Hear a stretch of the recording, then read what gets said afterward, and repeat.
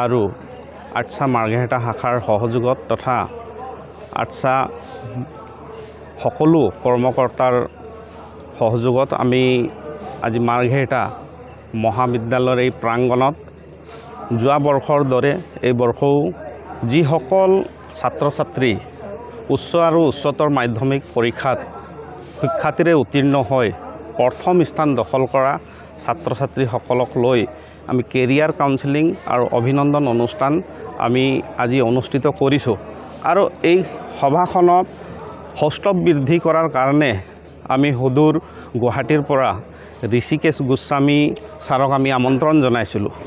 আৰু তেখেতৰ বক্তব্যত চাহ জনগোষ্ঠীৰ যিসকল উঠি অহা যুৱচাম আকৰ্ষিত হৈছে, তেখেতৰ বক্তব্যৰ যোগেদি এই জনগোষ্ঠীটো আগুৱাই লৈ যাবৰ কাৰণে তেখেত ইন্ধন যোগাইছে।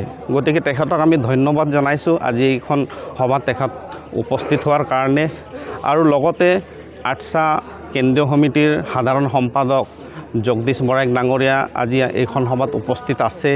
তেখেতো তিনিচুকীয়া জিলা সমিতিৰ অন্তৰ্গত আৰ্টছা কৰ্মীসকলক সাহস যোগাবলৈ আৰু যিসকল ছাত্ৰ ছাত্ৰী শিক্ষাৰ্থী উত্তীৰ্ণ হৈছে তেখেতসকলক অভিনন্দন জ্ঞাপন কৰিবলৈ আজি ইয়াত উপস্থিত হৈছে। বহুতো বিশিষ্ট ব্যক্তিসকল উপস্থিত হৈছে।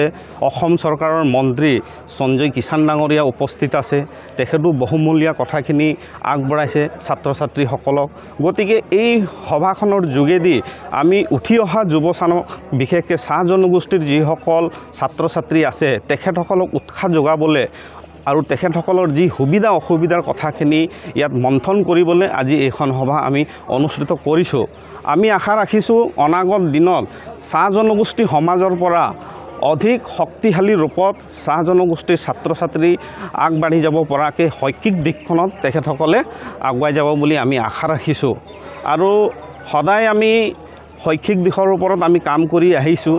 চাহ জনগোষ্ঠী সমাজখনত বিভিন্ন সমস্যা আছে। গতিকে এই সমস্যাখিনিক আমি কেনেধৰণে সমাধান কৰিব পাৰোঁ, আমি সকলো ধৰণে আমি আগুৱাই যাবলৈ আমি বৰ্তমান চেষ্টা অব্যাহত ৰাখিছোঁ। গতিকে এইখিনি কথা কৈ আপোনালোকক সংবাদ মাধ্যমক আৰু অসমৰ ৰাইজক আমি এই কথাখিনি জনালোঁ। অশেষ ধন্যবাদ জনাইছোঁ অসম সাহিত্য ছাত্ৰ সন্থা তিনিচুকীয়া জিলা সমিতিৰ সভাপতি সম্পাদকৰ লগতে সকলো বিষয়ববীয়াসকলক। তেখেতসকলে আজি কেইবাবছৰ দিন ধৰি পেলাই আমাৰ যিসকল ছাত্ৰ ছাত্ৰী আছে তেখেতসকলক উৎসাহ আৰু তেখেতসকলক প্ৰেৰণা দিবৰ বাবে এই অভিনন্দন অনুষ্ঠানটি আয়োজন কৰি আহিছে। আজিও আমি ইয়াতে উপস্থিত আছোঁ। আজি প্ৰায় 250তকৈ অধিক ল'ৰা ছোৱালী আজি ইয়াতে উপস্থিত আছে। আৰু ভাল কথা হৈছে যে আমাৰ ল'ৰা ছোৱালীখিনিয়ে এনেধৰণৰ প্ৰেৰণা আৰু সাহস পোৱাৰ পাছত তেওঁলোকে খুব ভালভাৱে পঢ়া শুনা কৰিবৰ কাৰণে চেষ্টা কৰিছে। আৰু যাৰ কাৰণে আজি দেখিছোঁ যে প্ৰায় 90%তকৈ অধিক মাৰ্ক লৈ পেলাই আজি ল'ৰা ছোৱালীখিনি আজি ইয়াত অভিনন্দন গ্ৰহণ কৰিবৰ কাৰণে আহিছে। সেয়া নিশ্চয় এটা ভাল আমি দিশ বুলি পেলাই ক'ব পাৰি। এটা পৰিৱৰ্তন আহিছে এই সমাজখনত।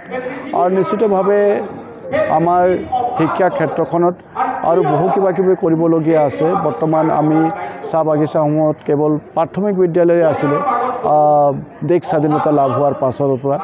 এতিয়া চাহ বাগিচাসমূহত হাইস্কুল প্ৰতিষ্ঠা হৈছে, হাই ছেকেণ্ডেৰী প্ৰতিষ্ঠা হৈছে, সুন্দৰভাৱে মডেল মানে আমাৰ অংগনবাদী চেণ্টাৰসমূহ প্ৰতিষ্ঠা হৈছে। তো গতিকে নিশ্চয় এটা পৰিৱেশ ভাল পৰিৱেশ এটা আহিছে চাহ বাগিচাসমূহত। কিন্তু তাৰ লগতে আমি সকলোৱে মিলি পেলাই আমাৰ পৰিৱেশটো ঠিক কৰিব লাগিব যাতে এটা সুন্দৰ পৰিৱেশতহে আমাৰ ল'ৰা ছোৱালীখিনি ভালভাৱে শিক্ষা গ্ৰহণ কৰিবৰ কাৰণে সক্ষম হ'ব। গতিকে আৰ্টছাৰ আৰু এনে বহু দায়িত্ব আছে যাতে ইতিমধ্যে আমি চৰকাৰ তৰফৰ পৰা আমাৰ ক্লাছ 9ৰ পৰা হায়াৰ এডুকেশ্যনলৈকে আমি স্কলাৰশ্বিপৰ ব্যৱস্থা কৰিছোঁ। গতিকে ইতিমধ্যে আমাৰ যিসকল ল'ৰা ছোৱালী আবেদন কৰিছে তেখেতসকলক আমি ইতিমধ্যে সম্পূৰ্ণ ব্যৱস্থা কৰিছোঁ। এই কোড অফ কণ্ডাক্ট আঁতৰি যোৱাৰ পাছতে আমি তেওঁলোকৰ একাউণ্টত আমি টকাসমূহ জমা কৰি দিবৰ কাৰণে সক্ষম হ'ম। যোৱা 2023 চনতো আমি যথেষ্ট সংখ্যক আমাৰ ল'ৰা ছোৱালীক আমি তেনেধৰণৰ স্কলাৰশ্বিপৰ ব্যৱস্থা আমি কৰিছোঁ। গতিকে ইয়াৰ পৰা যথেষ্ট দুখীয়া ল'ৰা ছোৱালী আচলতে লাভান্বিত হ'বৰ কাৰণে সক্ষম হৈছে আৰু তেওঁলোকৰ যথেষ্ট শিক্ষাৰ ক্ষেত্ৰত এই অনুদানে যথেষ্ট সহায়ক হৈছে। মাননীয় মুখ্যমন্ত্ৰী ডাঙৰীয়া আগন্তুক দিনতো আৰু এনেধৰণৰ কামবিলাকৰ বাবে চিন্তা চৰ্চা কৰি আছে। ইতিমধ্যে আমি জগন্নাথ ভৱন নিৰ্মাণ কৰিছোঁ।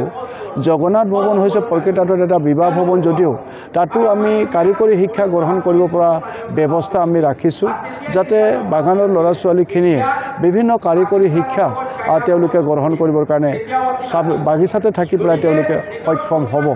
গতিকে আগন্তুক দিনত আৰু এনেধৰণৰ বহু কথা চিন্তা কৰা হৈছে।